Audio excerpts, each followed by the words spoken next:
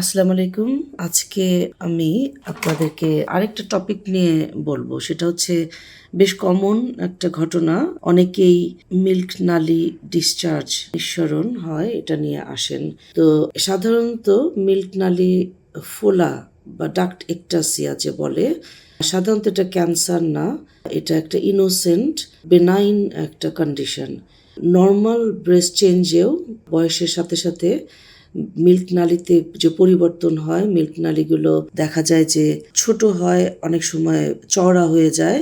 এই কারণে অনেকে কিছু সিক্রেশনও ডেভেলপ করতে পারে এই মিল্ক নালির ভিতরে। তো অনেক সময় রুগীরা আসেন মিল্ক নালি থেকে কিছু বেরোচ্ছে, অনেক সময় নিজের থেকে, অনেক সময় চাপ দিলে কিছু সিক্রেশন বের হয়, আবার অনেক সময় নিপেলটা একটু ভেতরে ঢুকে যায়, এই কারণেও রোগীরা আসেন। আবার ব্রেস্টে ব্যথাও হতে পারে, এই উপসর্গ নিয়েও আসেন, অথবা অনেক সময় জাস্ট নিপেলের পেছনে একটা চাকা নিয়েও আসতে পারেন।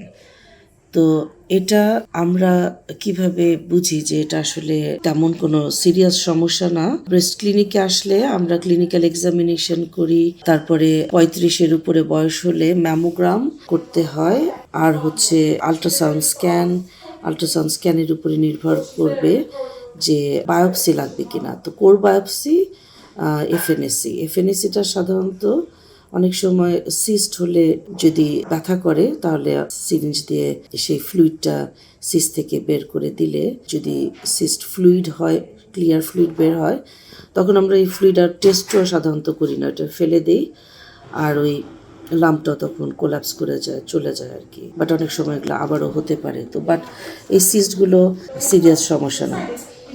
তো ডাক্ট একটাসিয়া সাধারণত কোনো সিরিয়াস সমস্যা না। তো যদি নিপল ডিসচার্জ ব্লাড স্টেইনড হয়, তখন যদি রক্তের মতো তরল জাতীয় নিঃসরণ বের হয় একা একা, তখন সেটা টেস্ট করতে হয়, ফ্লুইডটা টেস্ট করতে হয় যেটা কি ব্লাড কিনা, বায়োপসি করেও চেক করতে হয় যে কোনো অ্যাফেক্টেড মিল্ক নালিতে কোনো টিউমার জাতীয় সমস্যা কিনা। তো সেই ক্ষেত্রে অবস্থা বুঝে ট্রিটমেন্ট, অপারেশন করতে হতে পারে।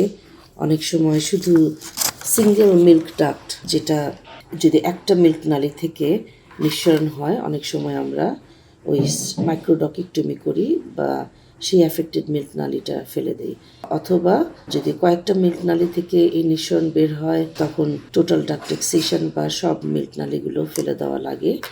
তো এটা হচ্ছে যে এই সার্জারিটা লাগে অনেকের যখন ডিসচার্জটা একা একা বের হয় এবং সব সময় বের হয়, অধিকাংশ সময় বের হয়, আর সাথে কোনো ব্যথা হতে পারে বা এটা আননেসেসারি ওয়ারি বা অ্যাংজাইটি, অস্থিরতার কারণ হতে পারে, দুশ্চিন্তার কারণ হতে পারে।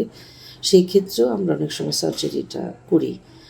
আর যদি টিউমার জাতীয় কিছু হয় তখন তো সার্জারি করাই লাগে। তো সাধারণত এই ডাক্ট একটাসিয়া এটা কি ক্যান্সারের রিস্ক বাড়ায় কিনা? তো আনসার হচ্ছে সাধারণত এটা ইনক্রিজ করে না ব্রেস্ট ক্যান্সারের রিস্ক। তারপরেও সচেতন থাকাটা জরুরি, টেস্ট করতে আসাটা জরুরি। আর্লি ডিটেকশনেই সেভ করতে পারে আমাদেরকে বড় কোনো সমস্যা থেকে। Thank you. আসসালামু আলাইকুম।